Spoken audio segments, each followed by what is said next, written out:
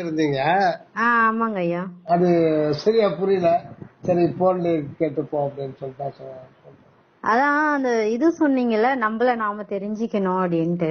ஆமாமா. உள்ளொலி தியானம் இல்ல, ஆ, ஆ. நம்ம உள்ளவே நம்ம யாருன்னு நம்மள தெரிஞ்சுக்கலாம் ஆமா ஆமாமா ஆமாமா அப்படின்ட்டு வாய்ஸ் மெசேஜ் உங்க கூட வேற யாரோ ஒருத்தர் ஆமாமா. இது பண்ற மாதிரி. தங்கச்சி பொண்ணு அப்படிங்களா? வளர்புத்தல் தான் இருக்காப்ல. அது நல்லா இருந்ததுங்க ஐயா. அது ரொம்ப ரொம்ப அறிவுபூர்வமா ஏதோ ஒண்ணு தேடல் அதுல கிடைக்கிற மாதிரி ஒரு ஃபீலிங். ஆனா புரியல, ஏதோ புரியுற மாதிரி இருக்கு. ஆனா ஏதோ புரியல. அது இப்போ பழைய சன்மார்க்கம் வள்ளலார் ஏற்படுத்தியது சுத்த சன்மார்க்கம். சுத்த சன்மார்க்கம்ன்றது உலகுக்கு ஒரு புதியதுதான். ஆனா அதுதான் அனாதியாகவே இருக்குது அப்படின்றார் வள்ளலாருக்கு இறைவனே சொல்றார். அது இறைவன் தன்வசமே இவ்வளவு காலம் வச்சுட்டு இருந்தாராம் அந்த சுத்த சன்மார்க்கம் என்பது. அதுக்கு முன்பு வெளிவந்த மார்க்கங்கள் தான் இந்த உலகத்துல மனித இனம் மட்டும் தோன்றி 40 லட்சம் வருடங்கள் அவ்வளவு காலமா அந்த ஆன்மீக பரிணாமம் வளர்ந்துகிட்டே வருது. அப்படி வளர்ந்துகிட்டே வருகின்ற வழியில் தான் எத்தனையோ சமயங்கள், எத்தனையோ மதங்கள், எத்தனையோ யோக மார்க்கங்கள்லாம். இவங்களுடைய எல்லோருடைய கருத்து என்ன? இப்ப வள்ளலாருக்கு இறைவன் சொன்னது என்னன்னா அதுதான் வித்தியாசம். இதுக்கு முன்னே இருந்தவங்க இறைவன் ஒரு இடத்துல இருக்காரு, நாம ஒரு இடத்துல இருக்கோம். கடவுள் தன்னை கடவுளுக்கு வேறாக தான் பார்த்திருந்தாங்க எல்லாருமே. கடவுளுக்கு இந்த மனிதன்றத கடவுளுக்கு வேறா தன்னை கருதியதுதான் முதல் தவறு அப்படின்னு சொல்லிட்டு வரலாறு சொல்றார். அதாவது முதல் நம்ம செய்யற குற்றம் அப்படி என்னன்னு பாத்தீங்கன்னா, நம்ம இந்த உடல் வடிவிலனாக நம்ம பாக்குறோம். இந்த உடம்புதான் நான் அப்படின்னு சொல்றோம் இல்லைங்களா? இந்த முதல் கோணல் முற்றும் கோணல்ன்றீங்களா? ஆனால் நம்முடைய வாழ்க்கை ஸ்டைலு எல்லாமே டோட்டலா மாறி போகுது. ஆனா இதுக்கான ஒரு நம்ம இதுக்கு முன்பு இருந்த சமய மத மார்க்கங்கள் எதுவுமே ஒரு தீர்க்கமான ஒரு விசாரத்தை கொடுக்கல. இந்த ஒரு வழிபாடு அந்த மாதிரி பண்ணிட்டாங்க. இந்த ஆமாங்கய்யா, வள்ளலாறு நம்ம சுத்த சன்மார்க்கம் உண்மைதான், நம்ம ஒத்துக்கிறோம். ஆனா வெளியில இது பண்ணலாம் அது பண்ணலாம், இந்த நாள் கழிச்சு பண்ணலாம் அந்த நாள் கழிச்சு பண்ணலாம், அதெல்லாம் பொய் தான், எல்லாமே தெரியுது. பட் நமக்குள்ள நம்மள நம்ம உணரணும்னு சொல்றீங்க இல்லைங்களா? அது எப்படி அது நம்ம இது அதுதான் இப்ப அததான் சொல்ல வர்றது. அதாவது மனிதன் கடவுளுக்கு வேறாக தன்னை கண்டு கொண்டது முதல் தவறு. இரண்டாவது தவறு என்னன்னா, தான் போய் கடவுளை அடைய வேண்டும் அப்படின்றது இரண்டாவது நிலை. அதனால என்ன ஆகுதுன்னா, இந்த உடம்பு, உயிர், மனம் இதை எல்லாமே விட்டுட்டு உள்ள போய் ஒடுங்கும் போது அனுபவம் சூன்யமாயிட்டு. இப்போ நம்ம 3 நிலைகள்ல என்ன இதெல்லாம் தெரிஞ்சுக்கிட்டாதான் நீங்க என்ன கேட்க வர்றீங்க அதுக்கு பதில் தானாவே கிடைச்சிடும். அதான் தமோ குணம், ரஜோ குணம், இன்னொன்னு 3 குணம் இருக்கு இல்லையா மனிதனுடைய? தாமச குணம், ரஜ குணம், சத்துவ குணம். இல்ல இப்ப நம்ம அதை பத்தி பேச வரல. இப்ப நமக்கு ஒரு வாழ்க்கையில ஒரு எக்ஸ்பீரியன்ஸ் கிடைக்குது. இந்த எக்ஸ்பீரியன்ஸ் நமக்கு 3 நிலைகள்ல கிடைக்குது ஒவ்வொரு நாளும். அது என்னன்னு சொல்றது தெரிஞ்சுங்களா? விழிச்சுன்னு இருக்கோம், விழிப்பு, கனவு, உறக்கம். இதெல்லாம் இந்த விழிப்பு இத பத்தி நம்ம யாரு இத பத்தி நினைக்கிறோம்? இந்த நிலைகள் இதனுடைய தன்மை என்ன, அத பத்தி நம்ம நினைக்கிறோம். எனக்கு கனவு வந்துச்சுப்பா, ஒரே இந்த கனவா வருது, ஒரே பயங்கரமான கனவா வருது, தூக்கம் வரல. இந்த கனவுன்றது என்ன, அது ஏன் வருது, அது எங்க நமக்கு அனுபவம் ஆகுது, இத பத்தி நாம தெரிஞ்சுக்கிறது இல்ல. இப்ப நமக்கு 3 உடம்பு இருக்கு, 3 உடம்புல 3 அனுபவம் கிடைக்குது. இப்ப நம்ம இந்த வெளியில இருக்கிற மாமிசத்தாலான இந்த உணவு குப்பை தான். இது ஒரு உணவினுடைய தன்மாற்ற நிலை. வெளியில நாம சோறு, சப்பாத்தி, கேழ்வரகு, களி அதெல்லாம் தன்மயமா மாத்திக்கிட்டு எஞ்சியது போக மனமாகவும் ஆற்றலா அது மாறி போகுது. ஆக வெளியில இருந்ததுதான் இப்போ உள்ள வந்திருக்கு. இது அந்த உணவு பொருள் மாமிசமா மாறி தக்க வச்சிட்டு இருக்கு. இந்த உடம்பு தான் நாமன்னு சொல்லிட்டு நினைச்சிருக்கோம். இது ஸ்தூல சரீரம், தூல உடம்பு. இது கண்ணால பார்த்தா தெரியுது. இந்த உடம்புல ஒரு 5 லைட் கடவுள் வச்சிருக்காரு, 5 விளக்கு வச்சிருக்காரு. அந்த விளக்குன்னா அந்த அறிவு என்கின்ற ஒரு விளக்கு, புலன் உணர்வு என்கின்ற ஒரு விளக்கு. பாக்குறோம், கேட்கிறோம், சுவைக்கிறோம், வாசனை அறிகிறோம், தொட்டா தெரிஞ்சுக்கிறோம். இதுக்கு கண்ணு, காது, மூக்கு, நாக்கு, தோல், இந்த ஒரு உறுப்புகள் வழியா அந்த ஒரு விளக்கு நமக்கு ஏற்றி வச்சிருக்காரு. இதுக்கு இந்த 5 விளக்கையும் அதிக பிரகாசத்தோட எரிய செய்யற ஒரு விளக்கு, மெயின் விளக்கு ஒண்ணு இருக்கு, அதுதான் மனம். இது எல்லாமே இந்த தூல உடம்புல சூக்கும நிலையில் தான் பொதிஞ்சிருக்கு. இந்த நிலையில தான் இந்த மனதை வச்சுக்கிட்டு நம்ம உலக வாழ்க்கையில பலவிதமான சூழ்நிலைகளை விசாரிக்கிறோம், அறிகிறோம். இந்த பொருள், இந்த ஆளு, இந்த வாழ்க்கை முறை எல்லாத்தையும் அனலைஸ் பண்ணி இதெல்லாம் வாழ்ந்துட்டு இருக்கோம். சுக துக்கங்களை அனுபவிச்சுட்டு இருக்கோம். பகல் உள்ள ஆயிடுச்சுன்னா ராத்திரி தூக்கம் வந்துடுது. தூக்கத்துக்கு போயிட்டு அப்புறம் நம்ம கனவுக்கு வந்துடும். கனவுல கனவு நிலை அப்படின்றது என்ன? கனவு நிலைன்றது என்னன்னா, ஏற்கனவே நம்ம விழிப்பு நிலையில நம்ம யாராட்ட பேசணும், என்ன அனுபவங்கள் ஆத்மாவில போய் அப்படியே பதிவாயிடும். நீங்க சின்ன வயசுல இருந்து ஒவ்வொரு நாளும் ஒவ்வொரு நிமிஷமும் அனுபவிச்ச இந்த அனுபவங்கள் எல்லாம் அதிசுக்குமா போய் ஆத்மாவில பதிவாயிடும். அதுக்கு அடையாளம் மூளையிலேயே இருக்கும். உங்களுக்கு அதுக்கு அடையாளம் அந்த மூளையிலேயே அந்த பதிவு இருக்கும். ஆனா அது பதிகிற இடம் பார்த்தீங்கன்னா ஆன்மாவில போய் பதிவிடும். இப்ப கனவுன்றது என்னன்னா, கனவு அருளாலே அதுவா வரும். நாம நிர்ணயிக்கிறது இல்ல. இப்ப கனவுல திடீர்னு நம்ம பறப்போம், நம்ம பறவையா பறப்போம், ஒரு சம்பந்தமே இல்லாத ஒரு இடத்துக்கு போவோம். அது ஏன் இங்க வந்தோம்னால நமக்கு கேள்வி எல்லாம் கேட்க மாட்டோம். எனக்கு அடியனுக்கு ஒரு முறை ஒரு அற்புதமான ஒரு கனவு ஏற்பட்டுச்சு. அதாவது நான் அது ஏன் ஏற்பட்டுச்சுன்னா, நாங்க சின்ன வயசுல 2வது 3வது படிக்கும் போது இந்த பறவையை பார்ப்பேன். அந்த பறவை வானத்திலேயே பறக்குது இல்லைங்களா. சின்ன வயசுல நமக்கு ஒரு ஆசை, ஆனா நம்மளால ஏன் பறக்க முடியல அப்படின்னு நினைப்பேன். பலமுறை சிந்திச்சு உண்டு. அது பாரு எவ்வளவு அழகா பறக்குது, கால் இல்லாம ரெக்கை மட்டும் ஆட்டுது. அதுவும் கழுகு பார்ப்பேன் ரொம்ப நேரம். அந்த வானத்துல அந்த பருந்து பாருங்க, அந்த இலைக கூட அசைக்காது. அது அப்படியே லேசா அது வலிச்சு சொல்ல டர்ன் ஆகும். ஆமா ஆமா, அதுக்கு ஒரு பேலன்ஸ் இருக்கு, அதுக்கு ஒரு பிசிக்ஸ் அதுக்கு இருக்கு. அது பாத்தீங்கன்னா அது ரொம்ப ஆச்சரியமா இருக்கும். இதெல்லாம் இது காக்கா, குருவி இதெல்லாம் ரெக்கைய வேகமா ஆட்டினாதான் அது வானத்துல போகுது. ரொம்ப அழிச்சுல அந்த கழுகு பறக்கும் போது பாத்தீங்கன்னா அது எப்பனா ஒரு முறை தான் ரெக்கைய ஒரு முறை ஆட்டி விட்டுச்சோன்னா அப்படியே வட்டம் வரும். அந்த வட்டம் வருது எப்படி வருதுன்னா, அது இறங்க லைட்டா சாய்க்கும். சாய்ச்சுட்டாலும் அதை டர்ன் பண்ணும். அது ஒரு இது இருக்கு, அந்த காற்று தத்துவத்துல இருக்கு. ஆனா அது அந்த அளவுக்கு அது இருக்குன்னா நம்ம அதை பார்க்கும் போது ஒரு இதா இருக்கும். இந்த மாதிரி நம்ம வானத்துல பறந்தா எவ்வளவு நல்லா இருக்கும்னு சொல்லிட்டு நான் ரிப்பீட்லி நினைச்சது உண்டு. ஆனா ஒரு 25 வருஷத்துக்கு முன்னாடி அதுக்கு அந்த ஒரு ஆசை இயற்கைக்கு போயிடுது.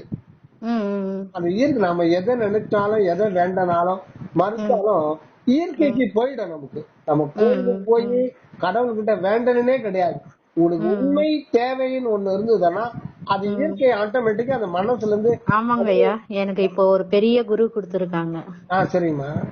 தெளிவு கொடுத்திருக்காங்க. சரிம்மா. நீங்க தான் ஐயா. அதெல்லாம் ஒண்ணு இல்லம்மா. ஆமாங்க ஐயா.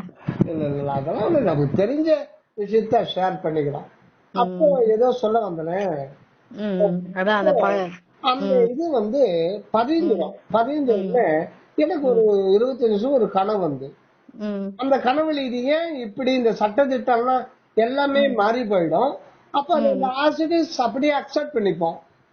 விழிப்பு நிலையில இருந்த மாதிரி சட்டம் இல்லையே, இன்னும் இந்த மாதிரி சட்டங்க நம்ம அங்க கேட்க மாட்டோம், கேட்க முடியாது. அந்த இடத்துல அதெல்லாம் ஆஃப் பண்ணிடுவார் கடவுள். குடும்பத்தை அனுபவிச்சுக்கோ. அப்ப நான் ஒரு பெரிய ஒரு பார்க்குக்கு போறேன், ஒரு ஹோட்டல். அந்த ஹோட்டல் பாத்தீங்கன்னா வித்தியாசமா இருக்கு. அதாவது அது மிகப்பெரிய ஒரு ஏரி. அது அது எல்லையே இல்ல. அந்த ஏரிக்கு எங்கெல்லாம் முடியுதுன்னு ஒரு எல்லை இல்லாம அது போயிட்டே இருக்கு. அப்புறம் அங்கங்க ஒரு அந்த ஏரிக்குள்ள ஒரு மேட்டான பகுதி. அந்த இடத்துல ஒரு ஃபேமிலியில வந்து ஒரு ஃபேமிலி மேன் ஒரு ஃபேமிலி வர்றாங்க. அந்த இடத்துல சாப்பிட்டு இருக்காங்க. அவங்களுக்கு மேல வந்து ஒரு அந்த பழைய காலத்து ஒரு ஒரு மாடர்னான ஹோட்டல் தான். பட் வந்து இயற்கையான முறையில கூரை மாதிரி போட்டு நிழலோடு இருக்கு. அந்த ஏரியில் அங்கங்க மரங்கள், பூச்செடிகள், மொத்த நீர்நிலைகள். அங்கங்க வந்து குடும்பமா அந்த ஹோட்டல்ல சாப்பிட்டு இருக்காங்க. இது மாதிரி ஒரு உண்மையா நடக்குமா? ஆனா வந்து அந்த நேரத்துல வந்து எனக்கு வந்து அது அது ஒரு அக்செப்ட் பண்ணிக்கிறேன். அந்த மாதிரி ஒரு இடத்துக்கு என்ன போறேன். இப்ப நான் என்ன இருக்கேன்னா, அந்த என்ட்ரன்ஸ் உள்ள நுழையிற ஒரு பெரிய ஸ்தம்பம், கம்பம் சொல்றோம் இல்லைங்களா, கம்பம். அந்த கம்பம் இருக்குது. அந்த கம்பத்தை வான் நோக்கி போறேன். அது வானலாவி போயிட்டே இருக்காது.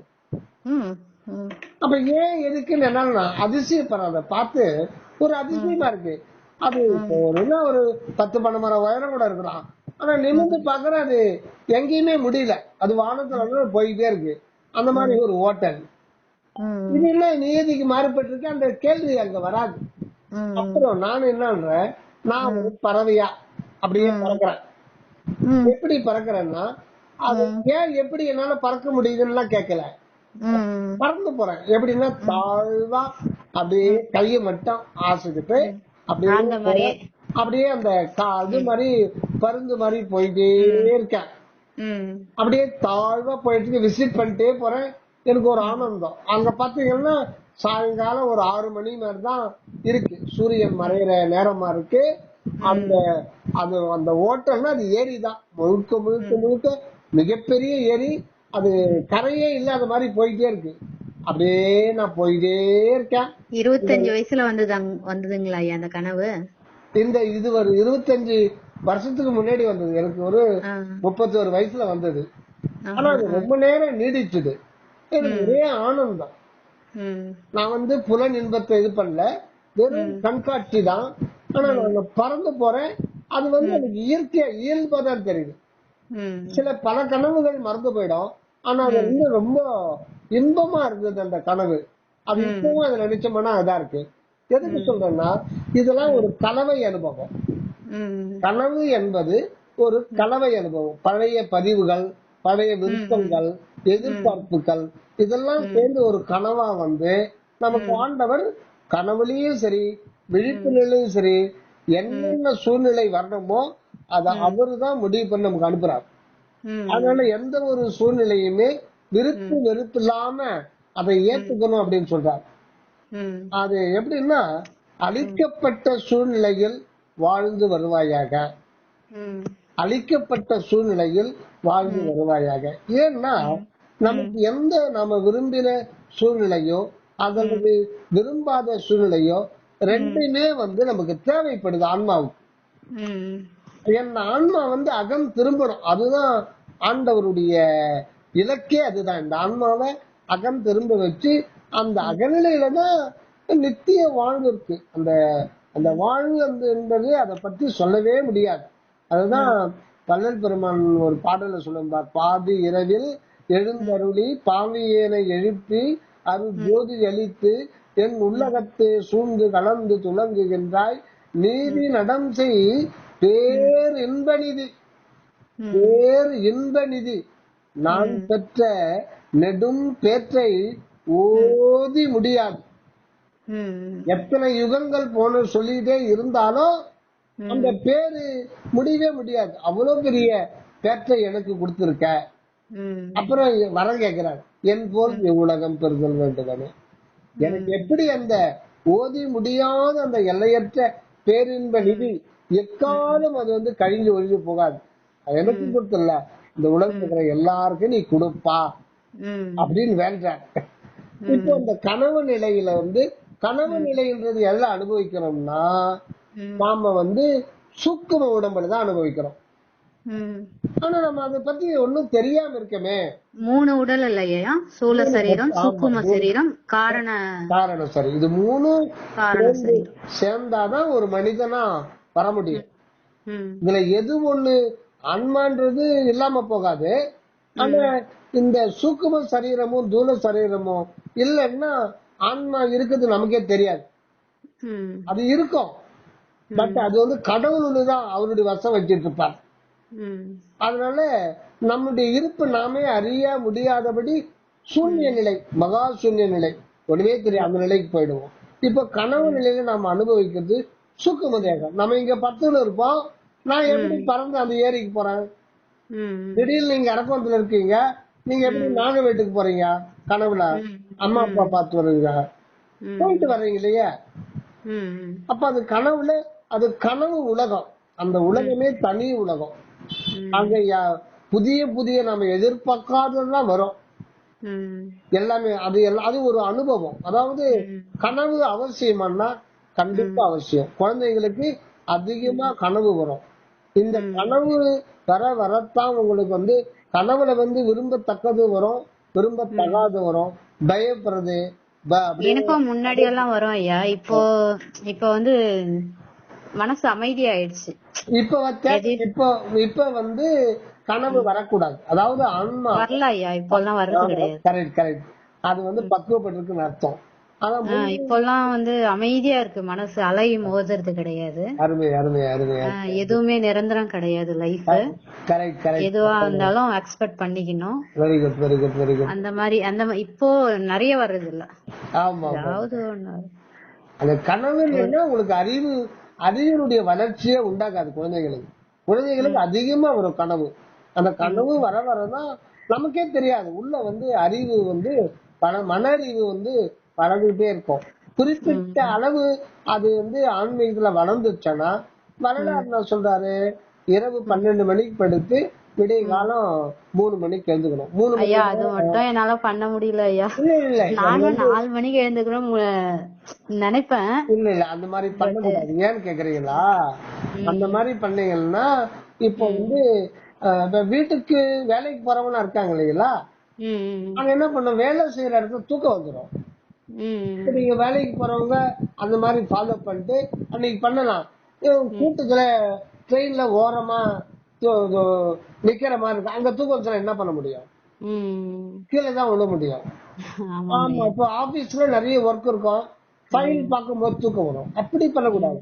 அதாவது இயற்கையாகவே வந்து நமக்கு ஆன்மாவை வந்து உணர தூக்கம் வந்து தானாவே குறைஞ்சிடும். தூக்கமும் ஆகாரமும் தானாவே குறைஞ்சிடும். நம்ம கொஞ்சம் முயற்சி செஞ்சா போதும், அது தானாவே குறையும்.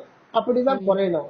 சடனா நீங்க நம்ம வந்து அந்த தூக்கத்தை கம்மி பண்ணோம்னா ஹெல்த்தே பாதிக்கும், உடம்பே பாதிக்கும். கண் எரிச்சல் ஏற்படும், உடல் உஷ்டம் ஆயிடும். அத மனசுல வச்சுக்கணும். இப்ப வள்ளல் பெருமான் சொல்லியிருக்காருன்னா அத மனசுல வந்து வச்சுக்கணும். ஓஹோ, இதுதான் வந்து வாழ்க்கை. ஆனா அது வந்து எனக்கு இறைவா அதை கூட்டி வைப்பா, அந்த ஒரு இது கூட்டி வையே சங்கல்பம் மட்டும். ஆமா, தூக்கம்ன்றதுன்னா ஒரு அறியாமை தான். துக்கம்ன்றது ஒரு அஞ்ஞான இருள். அது சூன்ய நிலைக்கு நம்ம போயிடணும். நம்முடைய இருப்பு நாம அறிவு. இப்போ இந்த கனவு நிலை ஏற்படுறது ஆவி உடம்பு. ஆவி உடம்புன்றது என்ன? ஆவி உடம்புன்னா ஒரு அருவுருவம் உணர்வு.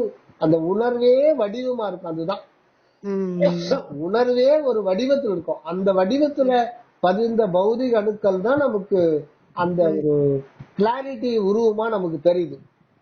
நம்ம வெளியில நம்ம பாக்குறோம் இந்த மாமிச உடம்பு. ஒவ்வொருத்தருக்கும் ஒரு இண்டிவிஜுவல் பர்சனுக்கும் ஒரு தனிப்பணி. இப்போ 800 கோடி மக்கள் இப்ப இருக்காங்கன்னா 800 கோடி மக்களுக்கு தனித்தனி முக வடிவம் இருக்கு இல்லைங்களா? இதுதான் அற்புதம். ஆமாங்கய்யா, நானும் அதை யோசிப்பேன். கடவுள் எப்படிதான் இந்த மாதிரி ஒருத்தர் மாதிரி ஒருத்தர் இல்லாம இந்த படைப்பு எப்படிதான் சாத்தியம்? இப்போ சிற்பிக்கு இந்த சிவன் கோயில்ல பாத்தீங்கன்னா 63 நாயன்மார் சிலை வச்சிருப்பாங்க. கல்லிலயும் வச்சிருப்பாங்க, பஞ்சலோகத்திலயும் வச்சிருப்பாங்க. நீங்க பாத்தீங்கன்னா மூக்கு நீளமா இருக்கும், வாய் நீளமா இருக்கும், அவ்வளவுதான் தெரியும். திருப்பி பாத்தீங்கன்னா ரொம்ப எல்லாம் வித்தியாசமா செய்ய முடியாது. ஒரு 1000 கொடுத்து பாருங்க, நிறைய ஒரே மாதிரிதான் இருக்கும். பெரிய மூக்கு சின்ன மூக்கா வைக்கலாமே தவிர வேற ஒண்ணும் பண்ண முடியாது. ஆனா இப்பதான் 800 கோடி மக்கள், 40 லட்சம் வருமா, எத்தனை பேட்ச் வந்திருக்கும், எத்தனை பேட்ச் போயிருக்கும். உங்க தாத்தாவை போட்டோ எடுத்திருந்தா அது மாதிரி இப்போ கிடையாது, இனி வரப்போற கிரியேஷன்லயும் அது மாதிரி வராது. அப்ப பாருங்க, அது ஆண்டவருடைய வல்லபம். இதுக்கு முன்னாடி எத்தனை கோடி கோடி கோடி பேட்ச் போயிருக்கோம், இனி எத்தனை கோடி கோடி இது இருக்கும். ஆனா இப்போ நம்ம இதுக்கு முன்னாடி பிறந்திருப்போமா ஐயா? நம்ம உடல் தேகம் இப்போ நீங்க பிறந்திருக்கீங்களா? இப்போ இருக்கேன் ஐயா. இப்ப நீங்க பிறந்திருக்கீங்க. அப்போ இப்ப நீங்க பிறந்திருக்கீங்கிறது நீங்க விரும்பி பிறந்தீங்களா? இல்லைங்க ஐயா. அப்ப நீங்க இதுக்கு முன்னாடி ஏன் இருக்க முடியாது நீங்க முடிவு பண்றீங்க? என்னவா இருந்திருப்போம் அப்படின்ட்டு அது வந்து உணர முடியாது, உணர்த்த மாட்டாரு கடவுள். அதை உணர்த்தின பீதி தான் வரும், பயம் ஏற்படும், சாதனம் கூட செய்ய முடியாது. மறுபிறப்புன்றது இருக்கா ஐயா? இருக்கா? இல்ல, நீங்க புறத்துல இருந்து பார்க்க கூடாது. ஒண்ணு இல்ல, இந்த உணர்வு நிலைக்கு உள்ள போனோம். எந்த சந்தேகம், இப்ப நீங்க கேக்குறீங்கல்ல மறுபிறப்பு இருக்கா, இதுக்கு முன்னாடி இல்லையா? எல்லாரும் கேக்குற கேள்விதான் கேக்குறாங்க, எனக்கு டவுட் எல்லாம் இல்ல. இல்ல, இது வந்து புறத்துல அவங்கள வந்து வாலண்டரியா சம்மதிக்க வைக்கலாம், நம்ப வைக்கலாம். ஆனா அனுபவபூர்வமா நீங்க அதை உணர முடியாது. அப்ப நம்ம வந்து அந்த உணர்வு, நீங்க இருக்கிறேன்ற ஒரு உணர்வு உங்களுக்கு இல்லையா? இப்ப நீங்க இருக்கிறீங்களா இல்லையா? இருக்கோம் ஐயா. அதுல ஏதாவது சந்தேகம் இருக்கா? இல்ல இல்ல இல்ல. இப்ப நீங்க இருக்கிறதுக்கு எது ஆதாரமா இருக்கு? உடல், உடல், ஆன்மா விட்டுருங்க, ஆன்மான்ற வார்த்தை இப்ப மறந்துருங்க. ஆன்மான்றது நம்ம வச்ச பேரு, வெளிநாட்டுக்கார சோல்னு வைக்கிறான், அது வைக்க சூட்டப்பட்ட பெயர், அது வார்த்தை. வேண்டாம், நம்ம அனுபவத்துக்கே வருவோம். அப்ப அனுபவத்துல நீங்க இருக்கிறீங்க. இப்ப நீங்க இருக்கிறது எனக்கு தெரியுமா? தெரியுங்களே. இல்ல, உங்க வீட்டுல வந்து இப்போ உங்க மாமனார் இருக்காரு, மாமியார் இருக்காங்க. இப்ப எத்தனை பேர் இருக்கீங்க? உங்க வீட்டு ஐயா இருக்காரு, 4 பேர் இருக்கீங்களா? உங்க வீட்டுல பொறுத்தவரை 4 பேர் இருக்கீங்க. ஆனா அது உங்களுக்கு உண்மையான அனுபவமா? யோசனை பண்ணுங்க. புரியல ஐயா. இப்ப நீங்க உங்க வீட்டுல எத்தனை பேர் இருக்கீங்க? 4 பேரு. உங்க ஊர்ல வந்து 10,000 பேர், 1,00,000 பேர் இருப்பாங்க அரக்கோணத்துல. அதை விட்டுடுங்க, உங்க வீட்டுல எடுத்துங்க 4 பேர். நீங்க 4 பேருக்கு இருந்து சுயம் அப்படின்னு சொல்றோம். ஒரு ஆளுன்றது ஒரு சுயம், அதுக்குள்ள ஒரு அறிவு இருக்கு, அதானே? ஆன்மானே சொல்ல வேண்டாம், ஒரு அறிவு. அறிவுன்னா இப்ப நீங்க வந்து ஒரு மாம்பழத்தை கட் பண்ணி 4 பேர் சாப்பிடுறீங்க. இப்ப அறிவுன்றது என்னன்னா, அந்த மாம்பழம் நமக்குள்ள போயிட்டு ஒரு இந்த சுகத்தை வந்து கொடுக்குது. அந்த சுகத்தை அனுபவிக்கிறது எது? உடல். உடல் அறிவுதான் அனுபவிக்குது. சுவை சுவை சுவை நாக்கு எல்லாம் உடல் அனுபவிக்குதுன்னா, பிணத்துக்கு நீங்க கட் பண்ணி மாம்பழம் வச்சா அது அனுபவிக்கணுமே. உடல் அனுபவிக்குது அப்படின்னா, செத்து போன பிணத்துக்கு உடல் தானே பேரு. அது உள்ள அந்த உணர்வு இல்ல இல்லையா? அதான் கேக்குறேன். உணர்வு. இப்ப உணர்வு அல்லது அறிவு, அந்த அறிவு தான் உங்களுக்கு வந்து சுகத்தை அனுபவிக்குது. இந்த மாம்பழத்துல இருந்து அந்த தன்மையை பிரிச்சு ஒரு சுகத்தை அனுபவிக்குது. உங்களுக்கு ஒரு அனுபவம் கிடைக்குது, இந்த அனுபவம் சுகத்தை கொடுக்குது. அது வந்து நீங்க மாம்பழத்தை அனுபவிச்சாலும் சுகமா இருக்கு, மாம்பழத்தை சாப்பிட்டுக்கிட்டு அந்த மிக்சரை சாப்பிட்டுக்கிட்டு ரஜினிகாந்த் படம் பார்த்தாலும் அது சுகமா இருக்கு. ஆக மொத்தம் எல்லாமே ஒரு உணர்வு என்கின்ற மையத்தை நோக்கி தான் போகுது, இல்லைங்களா? எல்லா சுகத்தையும் அதுதான் வாங்கிக்குது. இல்ல பக்கத்து வீட்டுக்காரன் வந்து கேட்டு போறான், என்ன பெரியவரை ஒரு 10 லட்சம் ரூபாய் கொடுங்க, அவசரமா கொடுன்னு கேட்டீங்க, நானும் தெரிஞ்சவர் தானே, சொந்தம் தானே அப்படின்னு 10 லட்சம் ரூபாய் கொடுத்தேன், 6 மாசமா வட்டி கொடுக்கல, முதல்ல கொடுக்கல, இப்படி பண்ணிட்டீங்களே நியாயமா? ஒரு பெரிய மனுஷனுக்கு சொல்லிட்டு போனான்னு வச்சுங்க, உடனே நான் ஒரு கவலைப்படுவார். இந்த கவலை என்ற அது துன்பம் மாறும். இப்ப அந்த துன்பத்தை அனுபவிக்கிறது எது? கொஞ்ச நேரத்துக்கு முன்னாடி மாம்பழத்தை எந்த உணர்வு அனுபவிச்சதோ, ரஜினிகாந்த் படத்தை எது சுகம்னு அனுபவிச்சதோ அதேதான் இப்போ இது கவலையா மாறுது. அவரு சொல்லிட்டு போன வார்த்தைகள் இப்ப வந்து கவலையா மாறுது. அது ஒரு அனுபவம். ஆக இன்பம் துன்பம் சுகம் துக்கம் இதை வாங்கி கொள்வது அந்த ரிசீவர் இருக்கு இல்லைங்களா, அந்த ரிசீவர் தான் உணர்வு. அந்த உணர்வை தான் நம்ம சுயம்ன்றோம், உங்களுடைய செல்ஃப். இப்ப நான்றதுக்கு என்ன தமிழ்ல நான் அப்படின்னா என்னன்னு சொல்லுவீங்க? வாத்தியார் வந்து பையனை கேட்கிறார், நான்னா என்ன? நானுன்னா தன்மை சுட்டு, அவன்னா அவன்னா சேய்மை சுட்டு இல்லைங்களா? அது இது உது, அது இது உது, அவன் இவன் உவல், அந்த மாதிரி அது தன்மை முன்னிலை படற்கை. இதுல நான் என்றது தன்மை சுட்டு, உங்களை தான் குறிக்கிறது. அதுக்கு சாட்சி யாருன்னா நீங்க மட்டும்தான் சாட்சி, வேற யாரும் சாட்சியாக முடியாது. நீங்க இருக்கிறது உங்களுக்கு மட்டும்தான் தெரியும். புரியுதுங்களா? நீங்க இருக்கிறது உங்களுடைய இருப்பு, உங்களுடைய இருப்புன்றது உணர்வு. அதை வந்து உணரத்தான் முடியும், நீங்க தான் உணர முடியும். அத கண்ணால பார்க்க முடியாது. ஏன்னா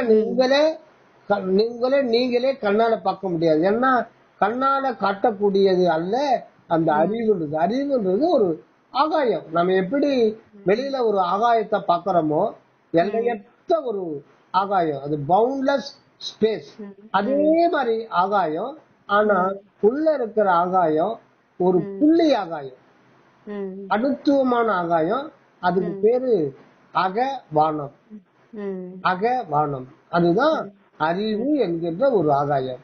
இதுதான் சைவ சித்தாந்தத்துல அறிவுன்னா சித்து, சித்துன்னா அறிவுன்னு அர்த்தம். சித்து அப்படின்னா அறிவு, ஆகாயம் சித்து, ஆகாயம் சித்தாகாசம், அம்பரம்னாலும் ஆகாயம் சிதம்பரம். அப்போனா நம்ம எதுவும் பண்ண தேவையில்ல, தானா தெரிய வரும். நீங்க நாமோ நினைச்சாலும் நினைக்கிறனாலும் இல்ல ஆத்மாவை பத்தி 4 பேர் சேர்ந்து விசாரம் பண்ணாலும் பண்ணலன்னாலும், அதை நினைச்சாலும் மறந்தாலும் இல்லைன்னு வாக்குவாதம் பண்ணாலும்.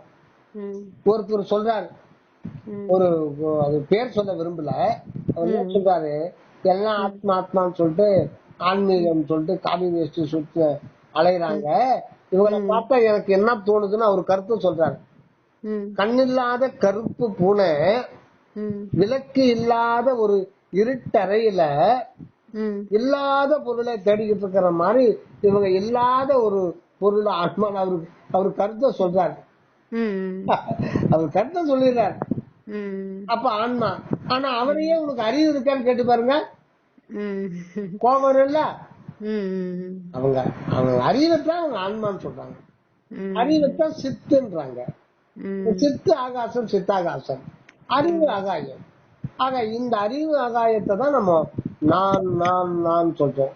அந்த நான் நான் நான் அல்லது இருக்கிறேன் அல்லது நான் இருக்கிறேன், இது கூட வார்த்தைகள் தான், இது கூட வார்த்தைகள் தான்.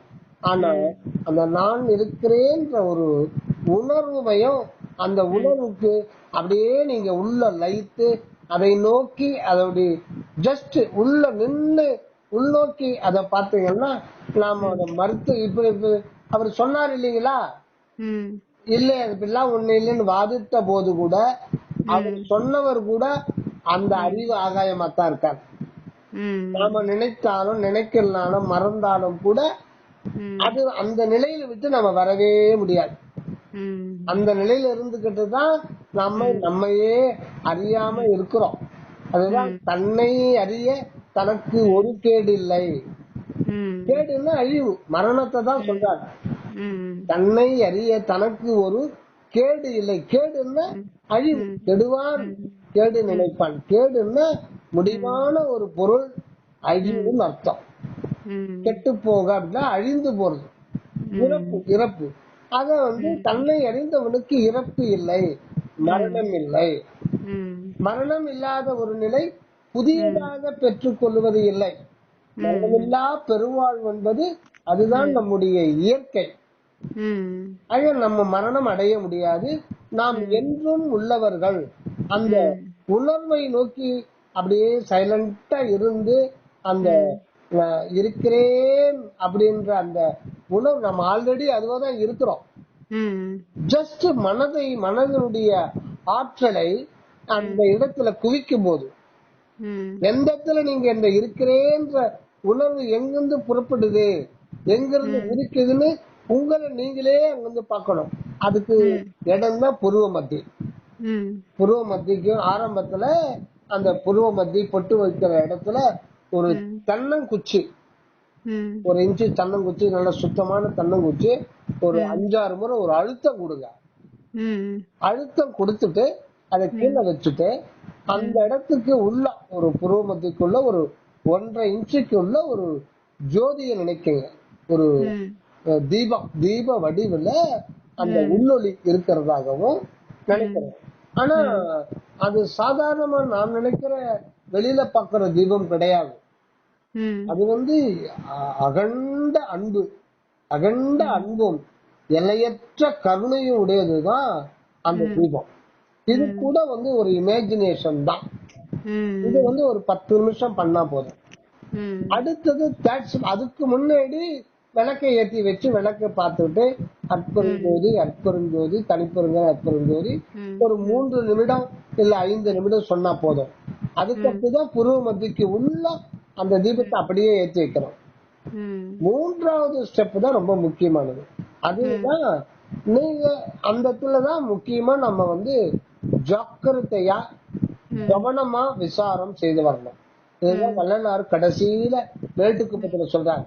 நீங்கள் நான் சொல்லி வந்த பிரகாரம் ஜாக்கிரதாய் சொல்றாங்க. ஊருக்கு போகும்போது ஒருத்தர் பாம்பே போறாரு, பையன் போறாருப்பா ஜாக்கிரதையா இருப்பா, அந்த ஆளுங்கெல்லாம் ரொம்ப மோசமான ஆளுங்க, ஜாக்கிரதையா இரு. ஜாக்கிரதையா கவனமாக இரு, கவனம் சிதறக்கூடாது. அந்த கவனத்திலேயே இலக்க நோக்கி இருக்கணும். என்ன ஏது ஏன் அப்படின்றத அதே அந்த ஒரு கேள்வியிலேயே மற்ற சிந்தனையில விட்டுணும். ஏன்னா மற்ற சிந்தனையில இந்த உலகத்துல எல்லாமே எதுவுமே நித்தியம் கிடையாது.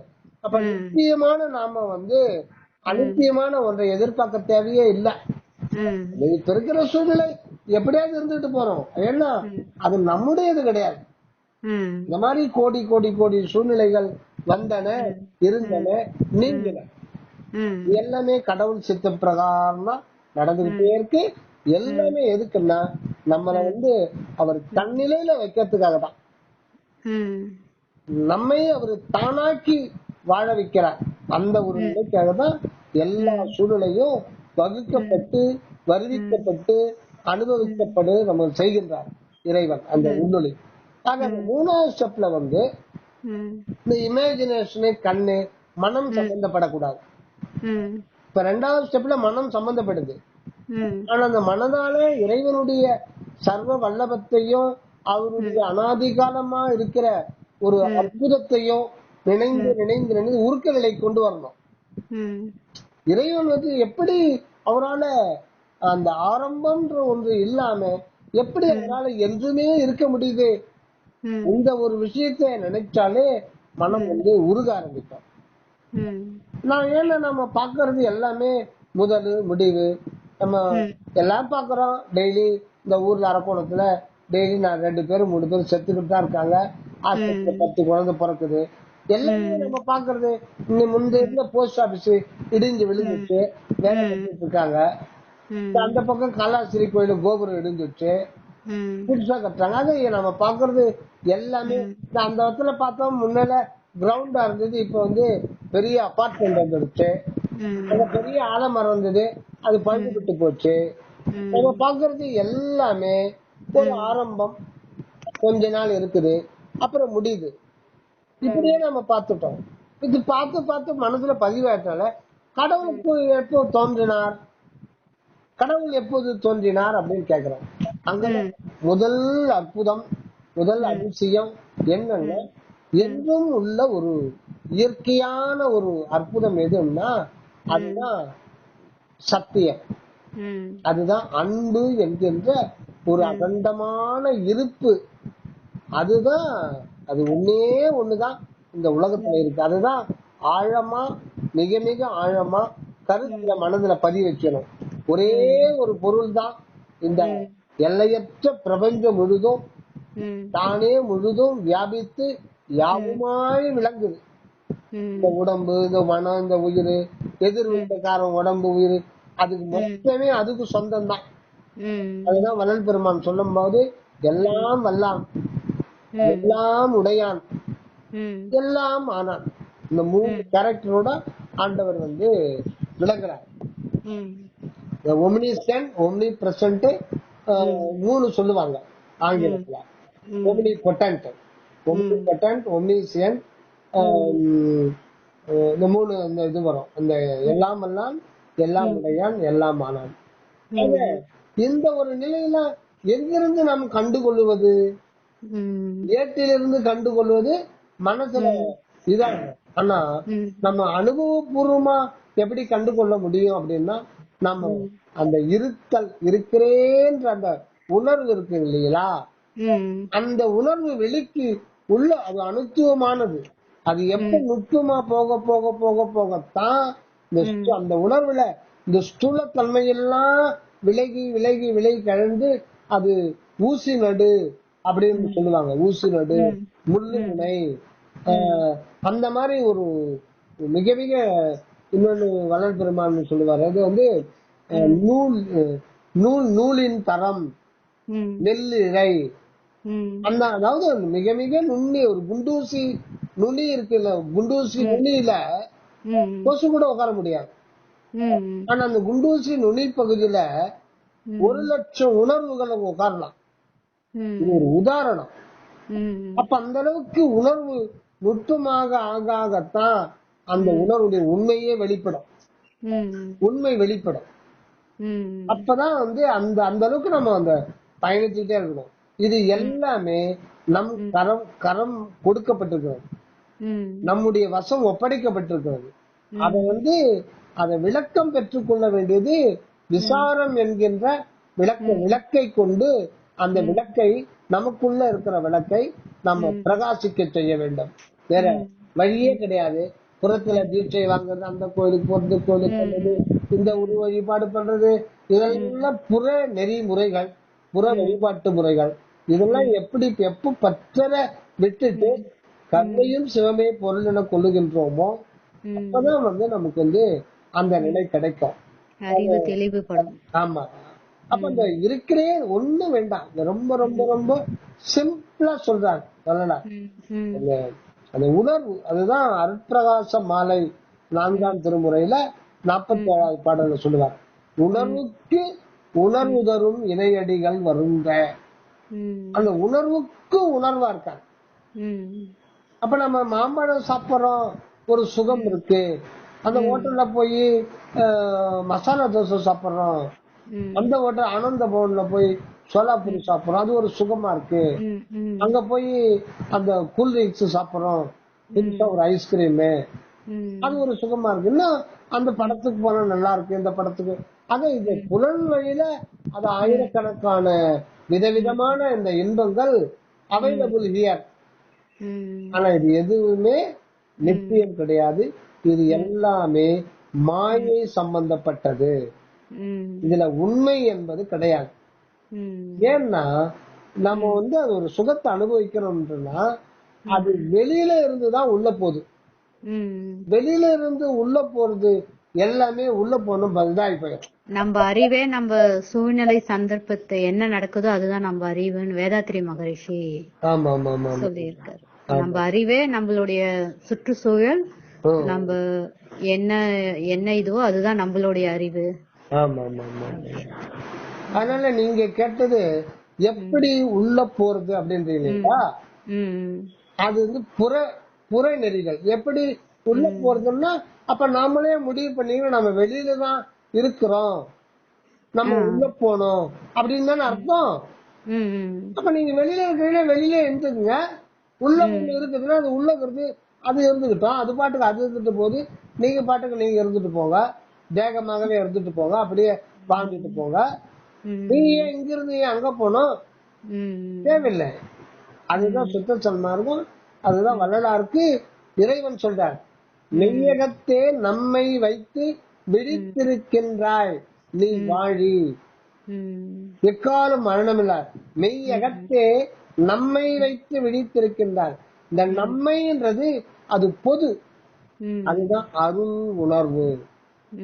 அதுதான் வள்ளலார் தனிப்பெரும் கருணை, அந்த கருணை, அந்த ஆண்டவருடைய திருவருள் தான் உண்மையில நாமாக விளங்குது. அதுதான் சர்வ சதா காலமும் உள்நிலை.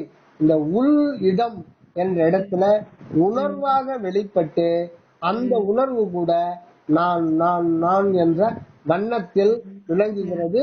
அந்த சுயம் உங்களுக்கு மட்டும்தான் அனுபவமாகும். முன்ன பார்த்த மாதிரி உங்க வீட்டுல 4 பேர் இருந்தாலும் எங்க வீட்டுல 4 பேர் இருந்தாலும் உங்களுடைய உண்மை அனுபவத்துல உங்களுக்கு மற்றவங்களுடைய இருப்பும் மற்ற இப்ப உங்க வீட்டையாவுக்கு மாம்பழம் கொடுக்குறீங்க, 4 பேருக்கு மாமனாருக்கு மாமியாருக்கு கொடுக்குறீங்க, 4 பேரு சாப்பிடுறீங்க ஒரே நேரத்துல. இன்பம் இப்ப அந்த இடத்துல எத்தனை பேருக்கு அனுபவம் ஆகுது? உண்மையா சொல்லுங்க. எனக்கு மட்டும்தான். ஏன்னா அவங்களுடைய இருப்பதை நீங்கள் உணர முடியாது, அவர்களுடைய இருப்பை நீங்கள் உணர முடியாது. அதே மாதிரி அனுபவத்தையும் இருப்பையும் பிரிக்க முடியாது. இப்ப நீங்க லட்டு சாப்பிடுறீங்க, திருப்பதி லட்டு சாப்பிடுறீங்கன்னா இங்கிருந்து அது உள்ள போய் என்ன நிலையில நிக்குதுன்னா அந்த ஒரு சுகமா மாறிடுறீங்க நீங்க, அவ்வளவுதான். அதாவது இருத்தல் அது ஒரு வட்டம். இந்த இன்ப அலைகள், அனித்தியமான இன்ப அலைகள் அதுல உள்ள போய் நீங்க இருக்கிறேன், இந்த புறத்திலிருந்து வர்ற இன்பம், இது ரெண்டும் ஒன்னா மெர்ஜாயி உங்களுடைய இருப்பே இன்ப இருப்பா மாறிடும். அது அந்த வினாடி மட்டும்தான் இருக்கும். எனக்கு கூட ஒரு 1 இயர் முன்னாடி ஒரு கனவு வந்ததுங்க ஐயா. அப்படிங்களா? சொல்லுங்க. நான் படுத்துட்டே தான் இருக்கேன். அப்படிங்களா? ஆனா என்னுடைய தேகத்துல இருந்து ஏதோ ஒரு ஒயிட்டா ஒரு உருவம் எழுந்து போகுது. அத நான் பாக்குறேன். ஆனா அது என்னால உணரவும் முடியல. ஆனா காத்தா இருக்கிற மாதிரி இருக்கு. அப்படியே நானே பறக்கிற மாதிரி எனக்கு தோணுது. சரிங்க சரிங்க சரிங்க சரிங்க. அது என்னன்னு தெரியல. ஆனா ஏதோ உங்களுடைய சூக்கும தேகத்தை ஆண்டவர் உணர்த்திருக்கார். நானே பாக்குறேன், பறக்கதும் எனக்கு தெரியுது. ஏதோ எங்கயோ போறேன், ஆனா எங்கன்னு தெரியல. அற்புதமான ஒரு கனவு அது. அதுல உங்களுடைய உண்மை உங்களுக்கு உணர்த்திட்டு போதும் அந்த கனவு. நீங்க அதை டீப்பா பாக்கலாம். அது இப்போ உதவும். இப்போ அது உதவும். அது 10 வருஷத்துக்கு முன்னாடி வந்தாலும் இல்ல, இப்பதான் ஜஸ்ட் ஒரு 2 இயர்ஸ் முன்னாடி. அப்படிங்களா? அப்போதான் ரீச் ஆகுறேன் வள்ளலார் கிட்ட. அந்த பிரபாவதி அம்மா அந்த ஸ்பீச் கேட்டுட்டு இருக்கேன் அப்போதான். சரிங்க சரிங்க சரிங்க சரிங்க. இப்போ ஒரு 4 இயர்ஸ் தான் ஆச்சு நான் நான்வெஜ் எல்லாம் விட்டு. அதெல்லாம் புலால் எல்லாம் இது பண்ண கூடாதுன்ட்டு. சரிங்க சரிங்க சரிங்க சரிங்க. அப்ப நீங்க உள்ள வரப்போற அதான் இப்ப நீங்க 4 பேரு இருந்தாலும் இப்ப 800 கோடி மக்கள் இருந்தாலும் உங்களுடைய அனுபவத்துல இந்த உலகத்துல நீங்க மட்டும்தான் இருக்கிறீங்க. இந்த உண்மைய உள்ள போக போக பார்த்தா உண்மையிலேயே நீங்க மட்டும்தான் இருப்பீங்க. அதுதான் வள்ளலார் சொல்றாரு. எங்குமாய் விளங்கும் சிற்றவை இடத்தே இது அது என உரைப்பரிதாய். அது கடவுளும் மனிதனும் உண்மை அனுபவம் நாம மட்டும்தான் பெற முடியும். நமக்குள்ளதான் இருக்கு. நாம தான் அத விசாரம் மூலமா நம்ம முயற்சி பண்ணா நாம உணர்ந்துக்கலாம். முயற்சி பண்ணி எந்த விதத்திலாவது இந்த மனித பிறவி அறிதல் கிடைத்த மனித பிறவியை பல கோடி ஆண்டுகளுக்கு பிடித்த இந்த மனித பிறவியை பயனுள்ளதாக மாற்றிக்கொள்ள வேண்டும். அதற்கான ஸ்டெப் ஐயா காலையில எத்தனை 4:30 மணிக்கு எழுதுங்க. 4:30 மணிக்கு எழுதுங்கன்னா அதனால ஒன்னும் உடல் பாதிப்பு. இப்போ எழுந்து பிரஷ் பண்ணிட்டு உட்காரலாமா இல்ல குளிச்சுட்டு தான் உட்காரணுமா? இல்ல, நீங்க பிரஷ் பண்ணிட்டு உட்கார்ந்தாலே போதும். அது மாதிரி பிரஷ் பண்ணிட்டு உட்காந்துருங்க. ஒரு மாதிரி இருந்தா குளிச்சுடுங்க. அதாவது குளிக்கணும்னு நினைச்ச அவசியம்னா குளிச்சிருங்க. வெந்நீர்ல குளிங்க, பச்சை தண்ணில சீதோஷ்ண நிலைக்கு ஏற்ற மாதிரி குளிக்கணும். உடம்புல ஒரு உபாதை ஏற்பட்டுற கூடாது. நல்ல மழைக்காலம் குளிர்காலம்னா கொஞ்சம் விதவிதான இருக்கும். குளிர்தண்ணில குடிச்சது நல்லது. அது மாதிரி விடைக்காலம் குடிச்சாலும் நல்லதுதான். ஆனா அந்த எழுந்த உடனே மட்டும் கொஞ்ச நேரம் அப்படியே உட்கார்ந்துருங்க. எழுந்த உடனே அந்த மனஜல உபாதி மட்டும் கழிச்சுட்டு உடனே டைம் வேஸ்ட் பண்ணக்கூடாது. ஒரு 3 minutes 5 minutes வந்து அப்படியே உட்காந்துருங்க. ஏன்னா நம்ம வந்து தூக்கத்துல காரண சரீரத்துக்கு போயிடும். காரண சரீரத்துக்கு போகும்போது நம்ம இந்த தூல உடம்பு, சூக்கும உடம்பு, அதாவது உயிர், மனம், உடல், இந்திரியங்கள், இதனுடைய தொடர்பு நமக்கு இல்ல. ஆனா இறைவன் வச்சிட்டு இருக்காரு. நமக்கு தொடர்பு துண்டிக்கப்படுது. துண்டிக்கப்பட்ட உடனே நம்ம வந்து நம்முடைய இருப்பை நாம அறிய முடியாது. அப்ப நம்மை பொறுத்தவரையில இந்த உலகம் உங்களுக்கு கிடையவே கிடையாது. இந்த உலகமே கிடையாது. எப்போ உங்களுடைய அந்த இதுவரையில இருந்த அனுபவத்துல விழிப்பு நிலையில நீங்க மட்டும்தான் இருக்கீங்க. 800 கோடி மக்கள் இருக்கிறாங்க. இது மனம் சம்பந்தப்பட்ட விஷயமா தான் ஆயிடுது. உங்களுடைய அனுபவத்துல பார்க்கும்போது நீங்க மட்டும்தான் இருக்கீங்க. உங்களை சுத்தி ஜோதி சூழல் தான் வெவ்வேறு மனித வடிவங்களாக, வெவ்வேறு உயிரினங்களாக, சூரிய சந்திரர்களாக இருக்கிறது. ஆனா நீங்க வந்து நாம் வந்து அற்பெரும் ஜோதியாகத்தான் இருக்கோம். நம்முடைய உண்மையே அற்பெரும் ஜோதி தான் வரலாறு. அதான் எங்குமாய் விளங்கும் சிற்றபை இடத்தே இது அது என உரைப்பரிதாய் தங்கும் ஓர் இயற்கை தனி அனுபவத்தை. அப்போ ஒவ்வொருத்தருக்குள்ளவும் உங்களுடைய அனுபவம் உங்களுக்கு தனி அனுபவமா தான் இருக்கும். நீங்க மட்டும்தான் இருப்பீங்க. அந்த ஒரு நிலை பிறகுதான் இத்தனை கோடி கோடி யுகங்கள்லாம் கடந்து அந்த வாய்ப்பு கிடைக்கும் போது அந்த ஒரு குறிப்பிட்ட ஆன்மா தனக்கு உள்ள போக போக போக அந்த அருள் நிலைக்கு போயிட்டோம்னா அங்க அது மட்டும்தான் இருக்கும். வேற எதுவுமே இருக்காது இந்த உலகத்துல. அது அனாதி காலமாகவே இருக்கிற இது வந்து அனுபவப்பட்டுடும். அது அந்த இடத்துல வந்து கடவுளே, மனிதன், அது இது அங்க பேச்சுக்கே இடம் கிடையாது. அது வந்து பொது அருள் உலகம். அது இயற்கையா இருக்கிற ஒரு பொருள், அன்பு தத்துவம், அது மட்டும் இருந்துக்கும். அதுதான் நம்முடைய நிலை. இதுதான் மணிவாசகர் கரம் குவிவார் உள் மகிழும் கோண்கழல்கள் வெல்க. கரம்னா நம்ம இது கையில அர்த்தம் கிடையாது. ஒரு கையில எத்தனை விரல் இருக்கு? 5. 2 கையை கூப்பிக்கு வணங்குறோம். 10 விரல். 10ன்றது ஆன்மாவை குறிக்குது. அதுதான் கரப்பொருள். தன் கையில் பிடித்த தனி அருள் ஜோதியை என் கையில் கொடுத்த அற்பெரும் தனிப்பெரும் தந்தையே. அதாவது இந்த இடத்துல கரம்ன்றது நம்முடைய செல்ஃப குறிக்குது. நமக்கு ஆண்டவர் கொடுத்திருக்கிற ஒரு அந்த தன்மை, கடவுளுடைய அருள் தன்மை தான் இங்க நான். அதுதான் நமக்கு வந்து உண்மையில முதல் நிலையா இருக்கு. அதுதான் நம்ம கரத்தில் இருக்கு. நம்ம கரத்திலேயே இறுக்கி கொடுக்கப்பட்டிருக்கு. ஆனா கரத்தை திறந்து நம்ம பாக்குறதே இல்ல. கரத்தை மூடிக்கிட்டே நம்ம இது பண்றோம். அந்த மாதிரி அந்த 1/2 மணி நேரம் நம்மளால முடியற வரையும் உட்காரலாம் இல்ல ஐயா? உட்காரலாம். போக போக இன்ட்ரெஸ்ட் ஆயிடும். முதல்ல வந்து அனுபவம் கிடைக்கிறது கொஞ்சம் கஷ்டமா இருக்கும். எந்த விதத்தும் மனதை வந்து பலவந்தப்படுத்த கூடாது. மனதை பலவந்தப்படுத்த அது போர் அடிக்கும். அதாவது இறைவனுடைய சர்வ வல்லபத்தை நினைச்சு உருகணும். டைம் கிடைக்கும் போது தோத்திரம் பண்ணுங்க. முதல்ல தீபத்தை ஏத்திக்கு 5 நிமிஷம் அப்படியே உட்கார்ந்து அந்த இதுல இருந்து வந்த முடியா தூக்கத்துல இருந்து. தூக்கம்ன்றது என்ன? நாம் இல்லாமல் போதல், சூன்யம், ஒண்ணுமே கிடையாது. அந்த நிலையிலிருந்து வர்றோம். நம்ம விருப்பத்திலே வர்றோம் கிடையாது. நம்ம இல்லாமல் போனோம், அதுவும் நம்ம கையில இல்ல. இப்ப இருக்க வர்றோம் அனுபவத்துக்காக, அதுவும் நம்ம கையில் இல்ல. ஆக நாம் நினைச்சாலும் நினைக்கலன்னாலும் நாம் இருந்துதான் ஆக வேண்டும். நாம் விரும்பினாலும் விரும்பாவிட்டாலும் நாம் இருந்துதான் ஆக வேண்டும். காரணம், என்றும் இருப்பதுதான் நமது இயல்பு. என்றும் இருப்பதுதான் நமது இயல்பு. அந்த இடத்துல மரணம் என்பது கிடையாது. அந்த இடத்தை கெட்டிமா பிடிச்சிட்டா உங்களுக்கு மரணம் கிடையாது. மரணம்ன்றது அந்த அகநிலையில அந்த அறிவு என்கின்ற ஆகாசத்தை ஒருபோதும் வந்து அதை அழிக்க முடியாது. ஏனென்றால் அது பேர் தான் இயற்கை உண்மை, அன்பு இருப்பு வெளி.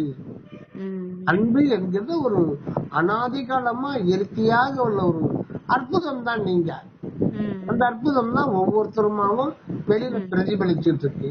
ஒன்றுதான் பல இடத்துலயும் புறத்துல கண்ணால பார்க்கும்போது பல இடத்துல பிரதிபலிக்கு, உள்ள போக போக அது மட்டும் தான் இருக்கும். இதுதான் இயற்கை தனி அனுபவம். தனி அனுபவம்னா அது மட்டும்தான் இருக்குன்னு அர்த்தம். வள்ளலாருடைய அனுபவம் தனி அனுபவம். அவரை பொறுத்த வரையில அவரு தான் எல்லாமா இருக்காரு. அந்த காக்காவும் அவர் தான் இருக்காரு, அந்த நாயும் அவர் தான் இருக்காரு. ஆனா அந்த நாய்க்கு தெரியாது. நாய் அவருக்கு தெரியும். ஏன்னா மேல்நிலையில பரமான்ம நிலையில இருப்பாரு. அது வெளியில அகப்புறத்த வரும்போது ஜீவனாக இருப்பாரு. அந்த ஜீவனை சூழ்ந்த அந்த உடலாக இருப்பாரு. தெரியல ஒரு நாய் போயிட்டு இருக்கு, அது அது உடம்புலாம் சொறி பிடிச்சு போய் கிடக்குது, நடக்க முடியல, வயசாகி போயிடுச்சு, தோலே இல்ல, முடியெல்லாம் சிறங்காய் போச்சு, சாதம் வச்சாலும் சாப்பிட மாட்டேங்குது, காரணம் தொண்டையெல்லாம் புண்ணு, அவ்வளவு மரணத்துல போராடுது. அதுக்கு தெரியுமா நாம ஏன் இருக்கிறோம் அப்படின்னு அது நினைக்க முடியுமா? அது அந்த இடத்துல அது இருந்து கொண்டு இருக்கிறது, அவ்வளவுதான். அது ஏன் நாம இருக்கிறோம், எப்படி நம்மள இருக்க தெரியாது. அதுதான் அது ஒரு ப்ராசஸ்ல அந்த ஜீவன் வைக்கப்படுது. அந்த ஜீவனாக இருந்து அனுபவிக்கிறதும் வள்ளலார் தான். அந்த துன்பத்தை கொடுப்பது, இன்பத்தை கொடுப்பது, அது அப்பால, அந்த உணர்வுக்கு அப்பால ஒரு சச்சிதானந்தமா இருக்கார். ஆக எல்லா நிலையிலையுமே அவர் தான் இருக்கார். அந்த துன்பத்தை அனுபவிக்கிற அந்த உடம்பு, அந்த உடம்புல இருக்கிற இதயத்தை பத்தி அந்த நாய்க்கு தெரியுமா? அவருடைய உடல் நாய்க்கு தெரியுமா? எதுவுமே தெரியாது. எல்லாமே இறைவன் தான். அது காரணம் இது எல்லாமே அனுபவத்துலதான் அந்த சச்சிதானந்தத்தை அனுபவிக்க முடியும். இவ்வளவு ப்ராசஸ்ல வைக்கப்பட்டிருக்கோம். அந்த ஒரு அனுபவத்தை பிறகு நாம் சேர முதல் சதுரம் காலையில எழுந்த உடனே அப்படியே ஒரு 5 மினிட்ஸ் மட்டும் உட்காந்துருங்க. அப்படியே உட்காந்துருங்க, மனஜலம் கழிச்சுட்டு அப்படியே உட்காந்துட்டு, நம்ம எங்க இருந்து வந்தோம், இப்ப வந்திருக்கோம், எங்கேயோ மறைஞ்சிட்டோம், எப்படி இல்லாம போனோம், எந்த இடத்துல நம்முடைய உணர்வு மறைபட்டது ஒண்ணும் தெரியல. அத குறித்து ஆய்வு மேற்கொள்ளுங்க. ஆனா மனம் சம்பந்தப்படக்கூடாது. உங்க உணர்வுக்குள்ளவே, உங்க உணர்வு தானே இல்லாமல் போச்சு, இப்ப உங்க உணர்வு தானே இருக்க வந்துச்சு. அப்ப எப்படி நீங்க மறைஞ்சு எப்படி வந்தீங்க? அது உங்களுக்குள்ள அந்த விடை கிடைக்கும். ஏன்னா உங்க உணர்வுக்கு உணர்வா அந்த உள்வெளி இருக்குது. எந்த அருட்பெருஞ்சோதி ஆண்டவர் வரலாறுக்குள்ள இருந்தாரோ அதே அருட்பெருஞ்சோதி ஆண்டவர் தான் பரிபூர்ணமா உங்களுக்குள்ள இருக்கார். வரலாறு எங்கேயோ இல்ல, உங்களுக்குள்ள இருக்கார். கடலூர்ல போய் பாத்தீங்கன்னா அவருடைய திருவுருவத்தை தான் பார்க்க முடியும். மண்ணில செஞ்சது, பொம்மையில செஞ்சது, டிராயிங்ல போட்டது. ஆனா பரிபூர்ணமா ஒவ்வொரு உயிருக்குள்ள அவர் இருக்கார். அவர் அற்புதம் ஜோதியாவே இருக்கார். அதுக்கு வள்ளலாருன்னு ஐடென்டிஃபை பண்ணிக்கலாம். அது என்றும் உள்ள இயற்கையான மெய்ப்பொருள் ஐடென்டிஃபை பண்ணிக்கலாம். ஆக மொத்தத்துல இருக்கிறது என்றது அன்பு. ஆக நீங்க அந்த தென்னங்குச்சியை ஒரு 5 மினிட்ஸ், ஒரு 5 நிமிஷம் அந்த ஒரு அழுத்தத்தை கொடுத்து உள்நோக்கி பாக்குற அந்த பழக்கத்தை வர வச்சுக்கணும். அந்த மனம் சம்பந்தப்படக்கூடாது. ஆனா இழுத்து எழுந்த உடனே மனம் நினைக்க வராது. அது இயல்பாகவே மனம் இந்த தாட்ஸ், எண்ணங்கள் அற்ற நிலை இருக்கும். நான் இந்த சூரிய நமஸ்காரம் பண்றேன் ஐயா. சரிங்கம்மா. கிட்டத்தட்ட ஒரு 6 or 7 இயர்ஸாவே பண்றேன். சரிங்கம்மா. அந்த சூரிய பகவான் ஃபர்ஸ்ட் ஒரு 2 மினிட்ஸ் பாப்பேன். சரிங்கம்மா. அப்புறம் ஃபுல்லா கண்ணு மூடிட்டேன்னா என்னோட நெத்தியில அப்படியே அனல் அடிக்கும் ஐயா. ஓ சரிங்க. அப்படியே அனல்லா அந்த இடத்துல அப்படியே அனல் இருக்கிற மாதிரி ஒரு 2 or 3 மினிட்ஸ் தெரியும். மாடி மேல போயிருவீங்களா? மாடி மேல. காலையிலீங்களா? காலையில. சூரியனை பாத்தீங்கன்னா கண்ணு கெட்டு போயிடும். இல்ல பாக்க முடியுது ஐயா என்னால. காலையில இயர்லி மார்னிங் ஒரு பார்க்க கூடாது. கூடாது.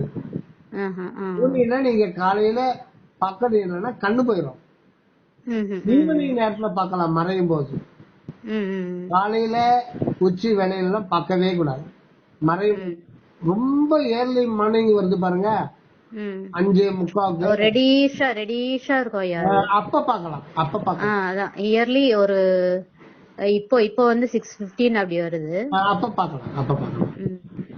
அது கொஞ்சம் மேல எழுந்து கொஞ்சம் அதிக ஒளி விட ஆரம்பிச்சோம் அப்ப பாத்தீங்கன்னா கண்டு போயிடும். ஆனா ஏதோ ஒரு நல்ல சக்தி என் கூடவே இருக்கு ஐயா.